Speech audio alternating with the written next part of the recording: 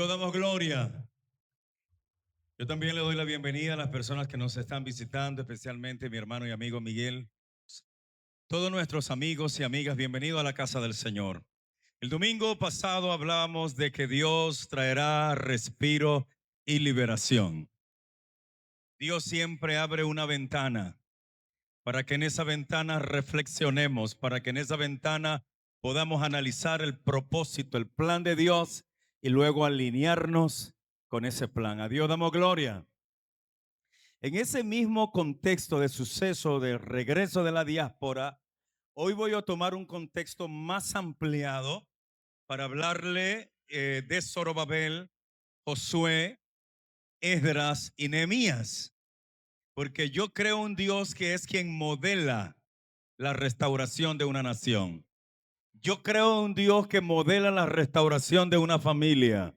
Yo creo un Dios que es quien modela la restauración de tu vida. Vamos al libro de Esdras, capítulo 3. Leemos acá el versículo 1 en nombre del Padre, del Hijo y del Espíritu Santo. Cuando llegó el mes, yo estoy aquí diagnosticando quienes están leyendo y quienes están haciendo feedback conmigo. Cuando llegó el mes séptimo, y estando los hijos de Israel ya establecidos en las ciudades, ese es el regreso, el primer regreso con Zorobabel y Josué. Se juntó el pueblo y dice la Biblia como un solo hombre en Jerusalén. Eso es parte del comentario que está haciendo el autor de este libro dentro de su propia narrativa. Y dice entonces, ya vuelve a narrar, se levantaron Jesús o Jesúa, hijo de Josadat, y sus hermanos, los sacerdotes. ¿Quiénes se levantaron?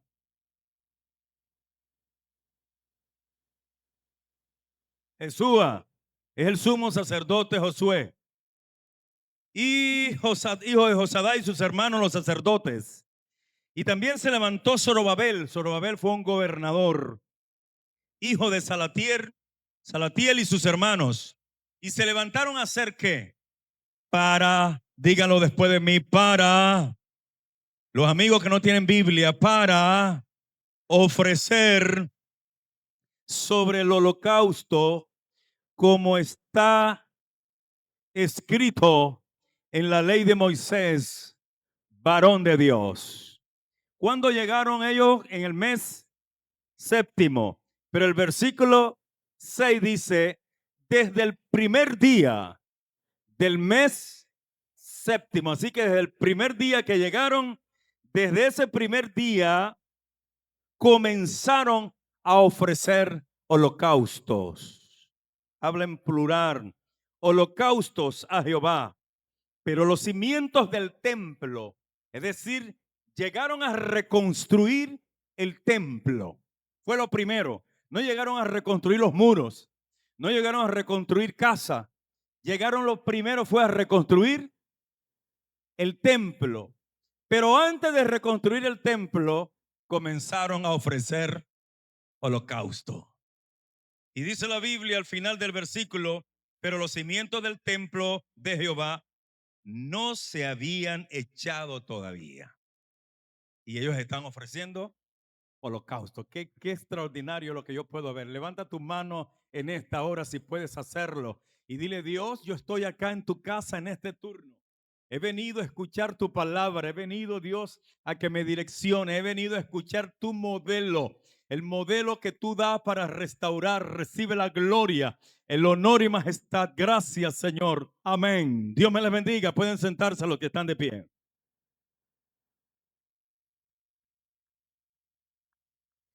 Diga a alguien, si usted desea hacerlo, diga, el Señor, repítelo, el Señor modela la restauración. ¿Quién modela la restauración? El Señor. Cuando decimos que el Señor modela, es que el Señor es quien da el modelo, es el Señor quien lo conduce. Usted y yo sabemos en el contexto que estamos viviendo, no solo en nuestro país, también en un contexto de la familia y en un contexto personal, que a veces uno quiere solucionar muchas cosas con pañitos de agua tibia o con activismo. Y muchas veces es peor el remedio que la enfermedad. Dije muchas veces, o tal vez algunas veces.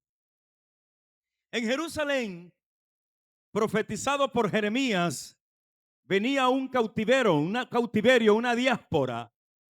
70 años de cautividad iban a pasar en Babilonia. Jeremías, como dije el domingo pasado, profetiza de parte de Dios, pero mientras está profetizando, también está orando y llorando. Y también está diciendo, dando instrucciones a las ciudades donde ustedes fueren, procurar la paz de esa ciudad. Porque en la paz de esa ciudad, vosotros tendréis paz. Y Jeremías también profetiza y dice que Dios lo había llevado allá y Dios tenía para ellos pensamiento de bien y no de mal. O sea, eso es importante tenerlo dentro del aspecto profético. Israel va a la cautividad y la semana pasada dijimos, estoy como medio recapitulando algunas cosas. Regresan después del cumplimiento de la profecía dada por Jeremías, regresan como 50,000 personas. No regresaron todos los judíos. Se levanta otra situación dirigida por Amán contra ellos. Es decir, Dios dio como respiro y dio también liberación. Utilicé dos términos hebreos, rebachai hasalá, respiro y liberación. Ese binomio de Dios siempre va a estar. Dios siempre da respiro, o dije en una forma metafórica, abre una ventana y después da la liberación. Cuando Dios abre la ventana tenemos que tener discernimiento, entender de que Dios está abriendo una ventana para respirar, para analizar, para reflexionar, para tomar el camino correcto. Lo hizo con Esther, lo hizo con Mardoqueo. Después de eso regresan, que es lo que nos ocupa en esta hora. Zorobabel, dije, Esdras, después lo de Esther, y después de Esdras regresa Nehemías. Por eso dije que voy a hablarle de esas tres etapas y voy a tratar de resumirle en este contexto ampliado cuál es el modelo de Dios para restaurar. Yo creo que Dios modela la restauración. ¿Cuántos decimos amén a eso? Y Dios la modela, y su propuesta la modela de esta forma. Se inicia con la restauración del altar. Así se inicia la propuesta de Dios. Restaurando altar. Usted dirá, ajá, pero ¿qué tiene que ver esto? ¿Cuál es la consistencia que tiene esto que usted está diciendo en relación cuando hay crisis, cuando hay momentos difíciles? Lo primero que hay que restaurar es el altar. Para que ustedes vean, yo no voy a hablarle todos los momentos en la Biblia que aparecen esto, pero hay un momento icónico en la palabra del Señor cuando en los tiempos del profeta Elías hubo un periodo de apostasía en Israel y la Biblia dice que lo primero que Elías restauró fue el altar de Jehová que estaba destruido. ¿Por qué Dios es así? ¿Por qué Dios se agradó de la ofrenda de Abel, que fue un altar? ¿Por qué Noé, después de una catástrofe, salir del diluvio, lo primero que hace es un altar al Señor? O sea, hay dentro de esto, hermanos míos, antes de la ley lo hizo Noé, antes de la ley lo hizo Abel. Es un principio que tenemos que tener presente, porque yo sigo creyendo que Dios va a restaurar a este país. ¿Cuántos decimos amén? Va a traer respiro, va a traer liberación. Alaba la gloria. Si le vas a aplaudir a Cristo de la gloria, hazlo con ganas, con deseo. Pero ese Dios que va a traer respiro y liberación nos está diciendo cuál es su modelo. Y su modelo es comenzar a restaurar nuestra relación con Él. Su modelo, ¿por qué restauraron el templo? Porque era, digo, el altar, aunque fueron el templo. ¿Por qué? Porque estaban, dice la Biblia, que la adoración y la alabanza, la oración a Dios es principal, es necesario para dar estabilidad emocional, para dar estabilidad espiritual, para dar estabilidad en nuestra relación con Dios. Eso es indispensable. Israel venía decaído. Cuando usted lee a Nehemías, dice que él lloró porque vio a su nación en angustia. Y yo creo que la mayoría de los que estamos acá hemos llorado por Venezuela. No solamente hemos llorado, hemos clamado. Hemos llevado aporte y no está sacando mi mano derecha lo que hace mi izquierda. No me entiendan mal ni se hagan explicando peor.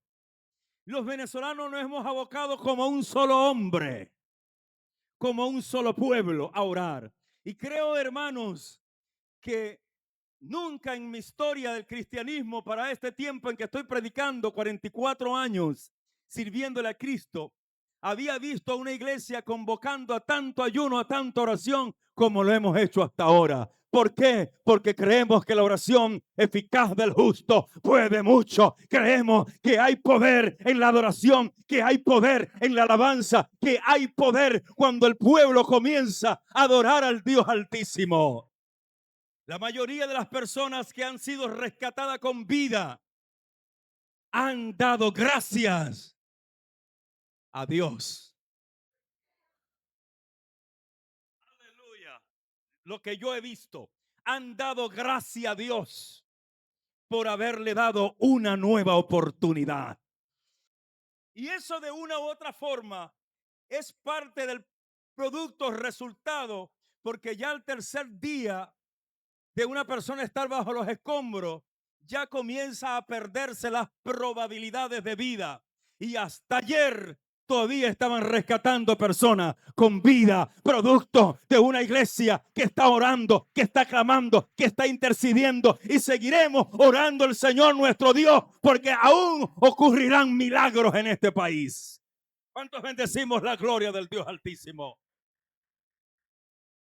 Yo quiero que ustedes entiendan que si estamos procurando un avivamiento para este país, tenemos que restaurar altares caídos. Y más ojalá tenemos que los padres, los sacerdotes de cada hogar, aleluya, tienen que reunirse con sus hijos. Yo creo en el sacerdocio universal del creyente, sí, yo creo en eso. Pero tenemos que reunirnos, la familia. El despertar, el avivamiento, aleluya, va a empezar en la familia. Si usted quiere restaurar a sus hijos, a sus hijas, y si usted no tiene esposo, usted es la madre de allí, usted es la sacerdotisa de su casa, y usted va a convocar, aleluya, en la madrugada, en momentos de su vida, a orar a su familia, porque su familia tiene que entender que su vida está en las manos del Dios Altísimo, y de parte de Él establece cuál es el modelo de la restauración.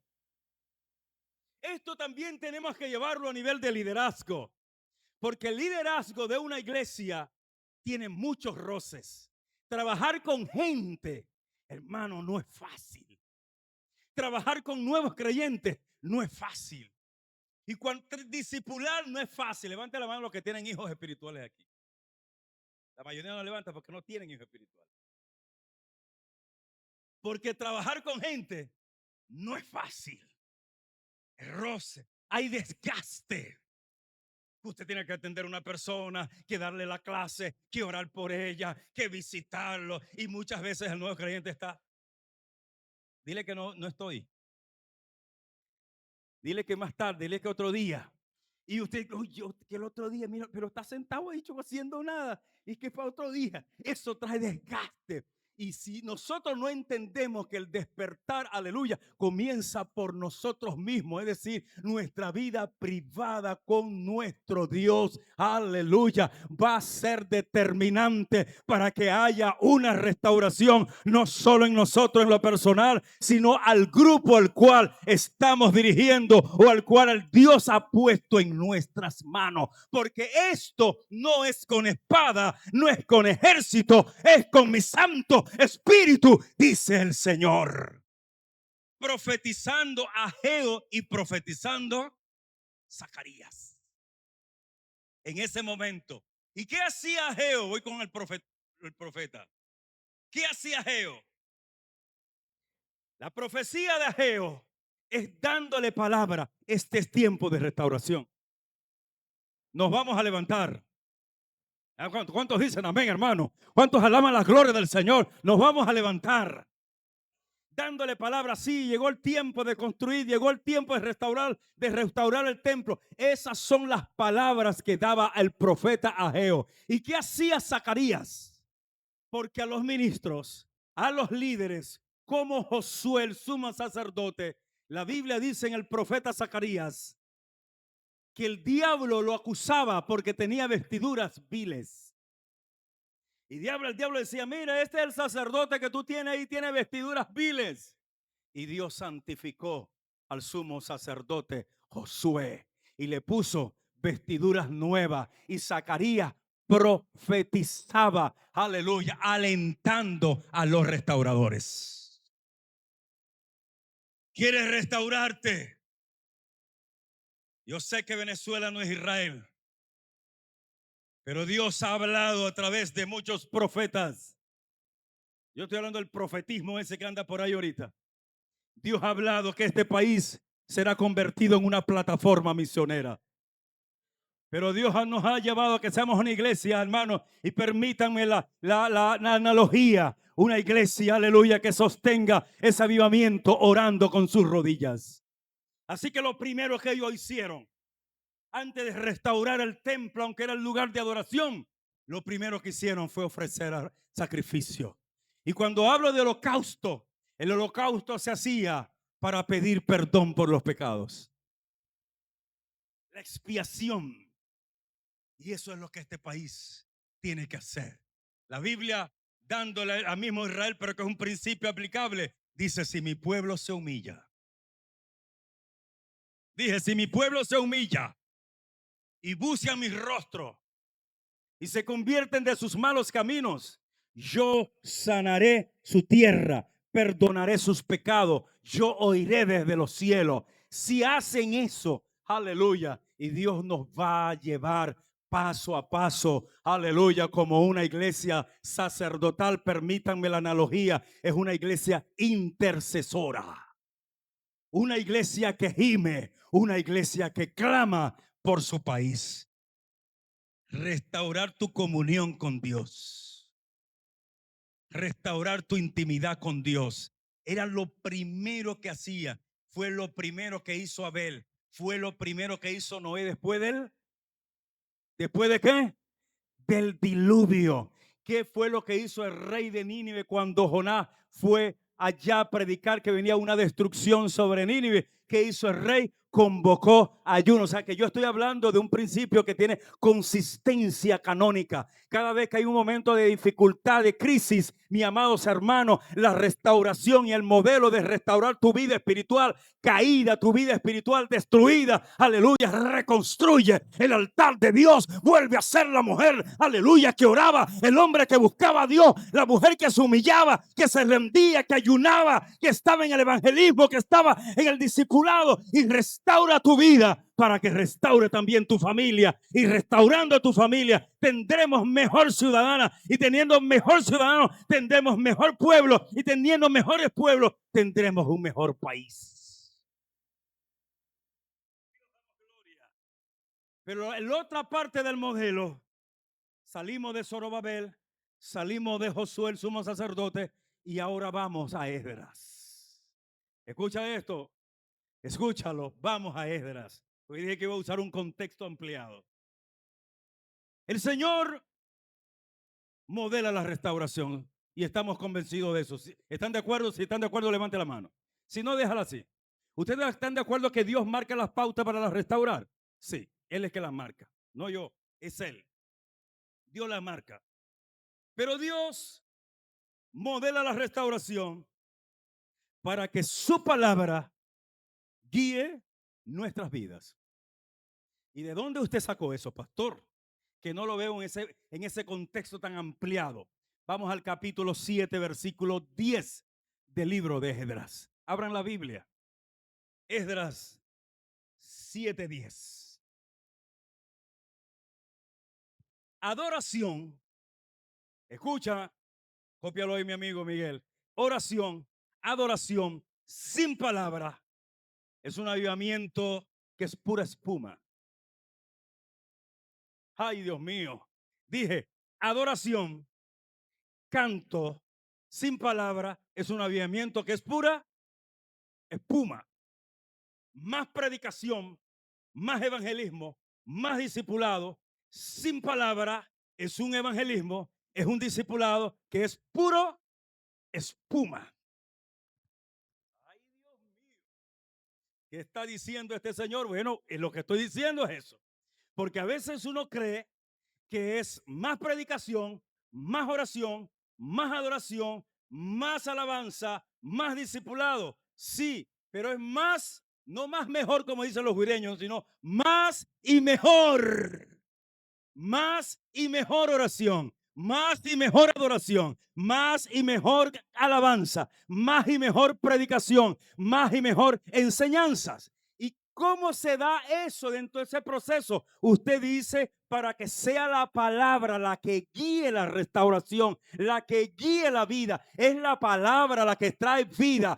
Fue la palabra de Dios la que descubrió Josías y hubo un avivamiento. Es la palabra de Dios la que se presentó en todos los avivamientos de la historia. En la reforma del siglo XVI comenzó ¿con qué? Con la palabra. Los últimos avivamientos, ¿con qué comienza? Con la palabra de Dios. Y eso es importante tenerlo, porque Esdras, ¿quién era Esdras? Ay, Dios mío, lo que voy a decir aquí. Esdras era un erudito versado en la ley de Dios. Pero Esdras hizo tres cosas. Uno, dice que propuso en su corazón investigar la ley de Dios. Eso significa estudio. Ay, Dios mío. Oye, dije, significa estudio de la escritura. Propuso en su corazón estudiar la ley de Dios, indagar, inquirir. Todo eso significa lo mismo. Pero no solamente era un investigador de la ley de Dios, sino que también vivía, dice, para cumplirla.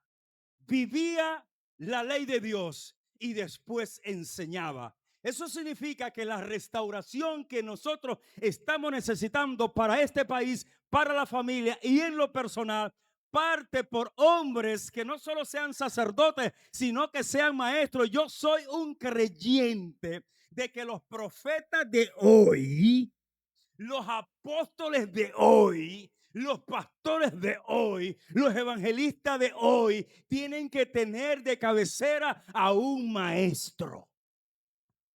Porque hay mucha gente hablando pistolada y charada. No es una cosa nada más que está hablando por las redes sociales y está diciendo cualquier cantidad de cosas. Tenga de cabecera un maestro, que sea un maestro probo, un hombre versado en las escrituras, que tenga coherencia entre lo que predica y lo que vive. Porque Esdras no solamente inquiría, sino que vivía lo que él estudiaba y enseñaba. Coherencia en eso hace falta. Hay mucha gente hablando por las redes sociales, pero la vida es un desastre. Su vida personal es un desastre. Y eso no puede ser así. Israel fue llevado cautivo a Babilonia porque se olvidaron de la ley de Dios. Yo no estoy hablando de toda la Biblia, de la ley de Dios. Se olvidaron. Y al olvidarse de la ley de Dios porque no tenían a ese sacerdote de casa, al papá, a la mamá, los sacerdotes, los profetas, que eran los responsables directos de la educación en un país que no tenía un sistema educativo. La educación reposaba en la familia, en el sacerdote y en los profetas.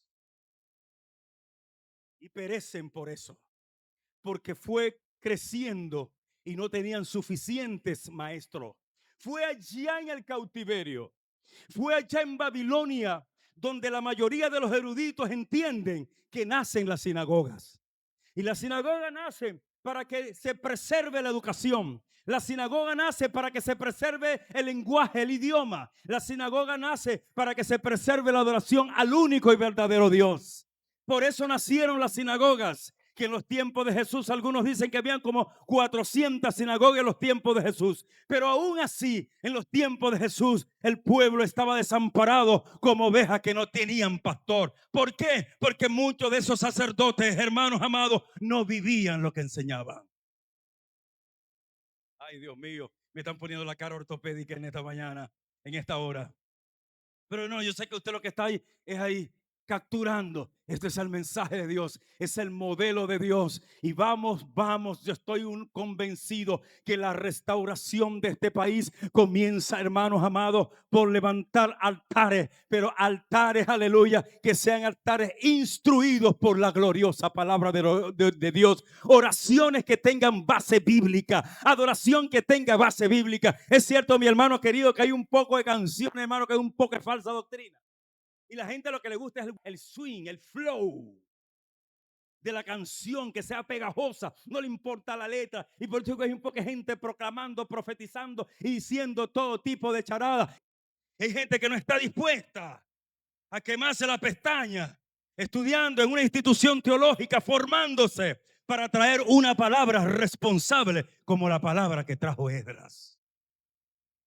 Sino que quieren hablar cualquier cantidad, lo que ponga en mi boca, lo que salga, eso es. No, lo que salga, eso no es lo que va a traer vida. La Biblia dice que la palabra de Dios es vida, es espada, es vida. Mis palabras son vida, son espíritu, dijo Jesús. Y en hebreo la Biblia dice que la palabra de Dios es viva y eficaz y es más cortante que espada de doble filo, que penetra hasta partir el alma, las coyunturas, los tuétanos. Pero son palabras que son dadas por una persona que tiene una buena exégesis, una buena hermenéutica, una buena interpretación, la practica, la pone en práctica en su vida, tiene autoridad moral para enseñar de oración, para enseñar de ayuno, para enseñar de familia, para enseñar porque lo vive por experiencia propia, lo que dice el Señor. Y ese tipo de gente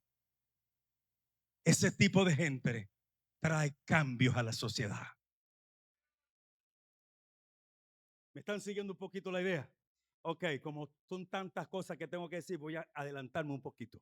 Tenemos hasta ahora dos de los patrones, modelos entregados por Dios. El primer modelo para restaurar la familia, el hogar, el país, lo que sea es. Bueno. Ay, me voy tranquilo. ¿Cuál es? Por aquí, Víctor y compañía. Restaurar el altar. Hasta la amiga se lo va a llevar. ¿Cuál es? Pastor, yo no sé orar. Aprenda. Busque un maestro que le enseñe. Lo segundo sería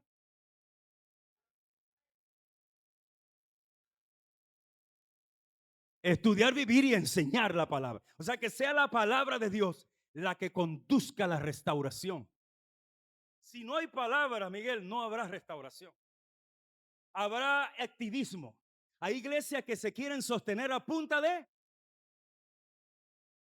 activismo, actividad por aquí, actividad por aquí. Hermano, métale palabra a esa gente. La palabra cambia, la palabra transforma. Es triste que uno vaya a una actividad y lo menos que se haga es predicar la palabra. No, vamos a darle la palabra 10 minutos y es mucho. Y es mucho. Porque la palabra la tienen a un costado. Quieren vivir su vida y será pura espuma. Porque cuando venga la adversidad, cuando venga la prueba, quien nos sostiene es la palabra y el Espíritu. Es decir, nuestra intimidad con el Señor y nuestra convicción de lo que dice la palabra de Dios. Ese es el modelo de Dios. Y voy a darle lo último. No es lo único que existe, pero en este contexto ampliado, ya salí de Zorobabel, Josué, ahora salí de Esdras, ahora vamos a entrar en Nehemías. No estoy predicando tres temas, es un mismo tema, pero que se da en un proceso de restauración. Israel regresa en tres etapas, regresa con Zorobabel, el otro en los años 500, después regresa con Esdras en el año 458 y con Nehemías en el año 444, 445. Ellos van regresando por etapas, pero cada uno venía con una función. Zorobabel era gobernador, Josué era sacerdote, Esdras era sacerdote y era escriba, y Nehemías era un copero y era un administrador. O sea, eso significa que la restauración de este país requiere la participación de varios sectores, de varios profesionales y personas que no son profesionales también requieren, porque son parte de la sociedad. Dios, para restaurar a Israel, no usó solamente al sacerdote. Dios lo primero que usó fue el sacerdote para restaurar lo más importante, que la adoración. Y después lo segundo, la palabra, porque sin la palabra se iban a perder. Pero entonces después comienza la reconstrucción física de un país. Yo creo que ahorita hay gente que necesita hogares. ¿Sí? Necesita hogares, no, casa. Porque entre hogar y casa son cosas distintas, ¿no? Okay. Pero bueno, usted me entenderá. Y están, pero lo que más necesita mucha gente es su restauración emocional.